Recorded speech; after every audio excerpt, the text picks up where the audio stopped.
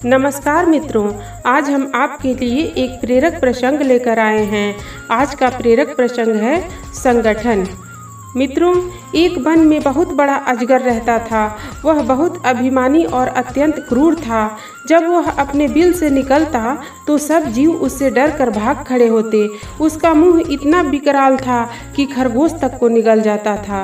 मित्रों, एक बार अजगर शिकार की तलाश में घूम रहा था। सारे जीव अजगर को बिल से निकलते देखकर भाग चुके थे।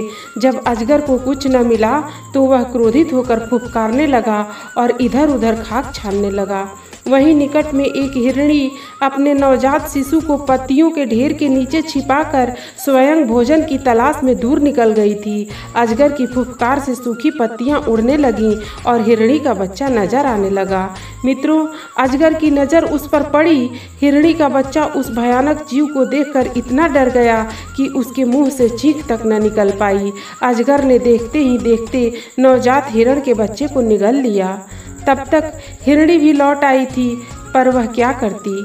आंखों में आंसू भर के दूर से अपने बच्चे को काल का ग्रास बनते देखती रही। हिरणी के शोक का ठिकाना न रहा। उसने किसी न किसी तरह अजगर से बदला लेने की ठान ली। हिरणी की एक नेवले से दोस्ती थी। शोक में डूबी हिरणी अपने मित्र नेवले के पास गई और रो रो कर उसे अपनी दुख भरी कथा सुनाई। मित्रों, नेवले को भी बहुत दुख हुआ। वह दुख भरे स्वर में बोला, मित्र, मेरे बस में होता तो मैं उस नीच अजगर के 100 टुकड़े कर डालता, पर क्या करें, वह छोटा मोटा सांप नहीं है जिसे मैं मार सकूं। वह तो एक अजगर है, अपनी पूंछ की फटकार से ही मुझे अधमरा कर देगा। लेकिन यहाँ पास में ही चींटियों की एक बाबी है, वहाँ की रानी मेरी मित्र है, उससे सहायता मांगनी चाहिए।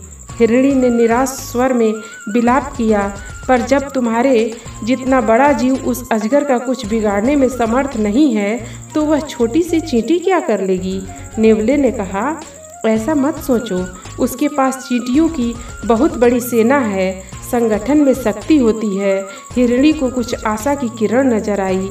नेवला हिरणी को लेकर चींटी रानी के पास गया और उसे सारी कहानी सुनाई। चींटी रानी ने सोच विचार कर कहा, हम तुम्हारी सहायता अवश्य करेंगे। हमारी बाबी के पास एक सकरीला नुकीले पत्थरों से भरा रास्ता है। तुम किसी तरह उस अजगर को उस रास्ते पर आने के लिए मजबूर करो, बाकी काम मेरी सेना पर छोड़ दो। नेवले को अपनी मित्र चींटी रानी पर पूरा विश्वास था, इसलिए वह अपनी जान जोखिम में डालने पर तैयार हो गया। दूसरे दिन नेवला जाकर सांप के बिल के पास अपनी बोली बोलने लगा। अपने शत्रु की बोली सुनते ही अजगर क्रोध में भरकर अपने बिल से बाहर आया। नेवला उसी सकरे रास्ते वाली दिशा में दौड़ गया। अजगर ने पीछा किया। अजगर रुकता तो नेवला मुड़कर फुफकारता और अजगर को गुस्सा दिलाकर फिर पीछा करने पर मजबूर करता। इसी प्रकार नेवले ने उसे सकरीले रास्ते से गुजरने पर मजबूर कर दिया। नुकीले पत्थरों से उसका शरीर छिलने लगा। जब तक अजगर उस रास्ते से बाहर आया तब तक उसका काफ़ी शरीर छिल गया था और जगह जगह से खून टपक रहा था।